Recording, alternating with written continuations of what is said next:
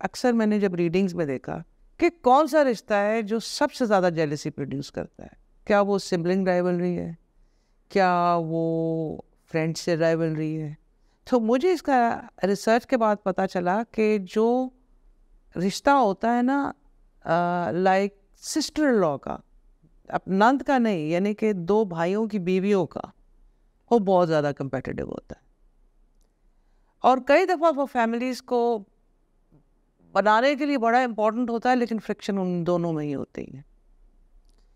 इसी तरह मेरे पास एक औरत आती थी और बच्चों के लिए बहुत इंटरेस्टेड, बच्चों की पढ़ाई में इंटरेस्टेड, खुद उसकी मेडिकल फील्ड थी और वो टीचिंग में, मेडिकल प्रोफेशन में पढ़ाती थी। बड़ी डिसिप्लिन लाइफ, आना जाना, domesticated, but yet going out, बड़ी अच्छी उनकी लाइफ चल रही थी। और उनकी लाइफ में ट्विस्ट तब आया जब उसके छोटे देवर की शादी हुई और वो लड़की एक अफ्लुएंट फैमिली की थी, स्टाइल कॉन्शियस थी, नए स्टाइल्स को वो करती थी, पढ़ी लिखी वो इतनी नहीं थी, इसके पास मेडिकल का प्रोफेशन था और ये बहुत अच्छी थी अपनी टीचिंग, मेडिकल की फील्ड में जहाँ भी ये टीचिंग कर रही थी, जिस भी कॉलेज में अच्छी थी।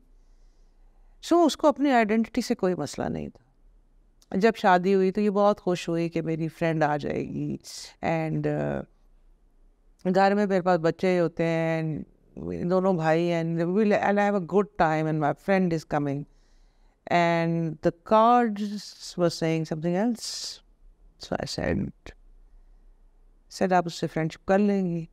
तो शी सेड वो इतनी क्यूट है, शी सो फिट, उसने फलाना ये लिया है, वो मुझे ये योगा के वो करती है, and she has lots of friends and she takes care of herself and she will educate me with a lot of things. तो मुझे तो बहुत पसंद है। तो मैंने कहा लगता आप उसकी फ़ैन बन गई है? कहती बिल्कुल मैं फ़ैन बन गई हूँ, और जब वो आएगी तो वो जो मेरे में ये चीज़ें नहीं, मैं उससे सीख लूँगी। लेकिन जैसे उसकी शादी हुई, उसने शुरू में नोट किया कि वो विड्रॉन सी है, वो इतनी ज़्यादा बात नहीं उससे करती। तो इसने सोचा कि अभी उसको टाइम लगेगा और टाइम वाइज वो ठीक हो जाएगी, ये अपने बच्चों पे कंसंट्रेट करती रही, मियाँ के साथ वही थोड़ी बहुत इंटरेक्शन। कुछ देर गुजरी तो ये बहुत स्वीट सी थी, इसने उसको कॉम्प्लीमेंट देने शुरू किए, उस पर कोई रंग अच्छा, ड्रेस अच्छा लगता तो उसको कॉम्प्लीमेंट करती। उसको ये वाली बात बुरी लग गई दूसरी को, और वो इसको थोड़ा सा क्रिटिसिज्म में लेने लग पड़ी और इसको बात बात पे क्रिटिसाइज़ करने लग पड़ी। ये बड़ी डिस्टर्ब मेरे पास आई कि मुझे तो बजाय दोस्ती होने के वो तो बड़ा क्रिटिसिज्म वाला मसला कर रही है। खैर एनीवे मैंने इसको कहा आप अपनी बाउंड्रीज ड्रॉ करें और क्रिटिसिज्म वाले मसले से साइड पे हो जाएं, और आप मत सोचें कि आपका दोस्त है, बस सोचें कि को एग्जिस्ट करना है, इधर उसने इधर आपने। लेकिन थोड़ी देर के बाद वहाँ पे इकोनॉमिक मुकाबला भी होना शुरू हो गया। उसका हस्बैंड उसको बहुत पैसे देता था, ये बेचारी डिमांड ही नहीं करती थी और बहुत ज़्यादा कंटेंट रहती थी। मैंने नोट किया कि वो जो उसकी सिस्टर लॉ है वो जान जान के उसको, पता नहीं, हालांकि वो तो बेचारी बिल्कुल स्वीट सी थी, उसको बहुत ज़्यादा जान के लुक डाउन भी करती थी, यानी कि उसको समझती ही कुछ नहीं थी। और कुछ देर के बाद उस लड़की का जो कि एक कॉन्फिडेंस था, एक डॉक्टर का, बच्चों को पढ़ाने का, बच्चे उसके इंटेलिजेंट थे, उन चीज़ों को अप्रिशिएट तो करी थी पर मुरझा गई थी। और घर में भाइयों के अंदर भी बहुत ज़्यादा रिफ्ट पैदा हो गई थी।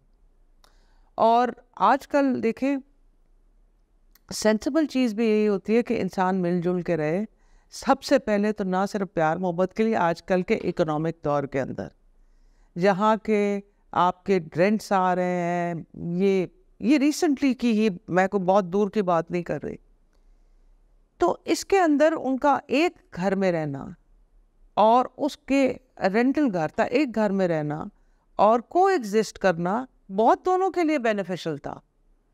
यानी कि अगर वो दूसरी बंदी भी कोऑपरेट करके रहती और अलग होने की जिद ना करती तो they can be many benefits के अगर बाप जा रहे हैं तो अगला बच्चों की केयर कर ले, ताकि इस एक्सपेंसिवनेस के दौर में आपको को एग्जिस्ट करना चाहिए। लेकिन दूसरी वाली बंदी ने अपने मियाँ को अलहदा रहने की जिद लगा दी और वो अलहदा हो गए। ये मेरे पास आई और ये बहुत सैड थी। खैर ये लोग तो अपने मीन्स में रहते थे, अपने खर्चों को पूरा कर लेते थे। वो बंदी जो यहाँ रह के इस पे रोब चलाती थी, अब उसका मुश्किल टाइम शुरू हो गया, क्योंकि पहले तो ये उसके काम भी कर देती थी, उसके हेल्प भी कर देती थी, नौकरों को भी मैनेज कर लेती थी, ग्रोसरीज भी खुद ले आती थी।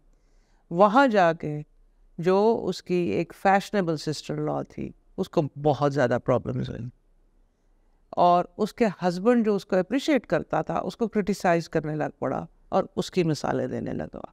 हुआ क्या कि आपके पास जो एक ब्लेसिंग आई, आपने को एग्जिस्ट नहीं किया और वो ब्लेसिंग चली गई।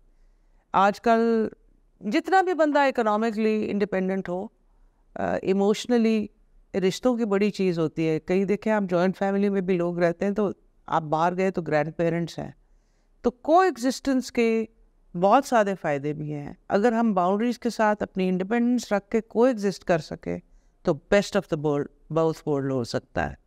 तो इसमें तो वो डॉक्टर साहिबा सक्सेसफुल रही, क्योंकि वो तो अपने अपने उसमें कंटेंट थी और ज़िंदगी वैसी ही चलती रही। प्रॉब्लम दूसरी औरत को पड़ी। लॉन्ग टर्म होके सोचें। Thank you.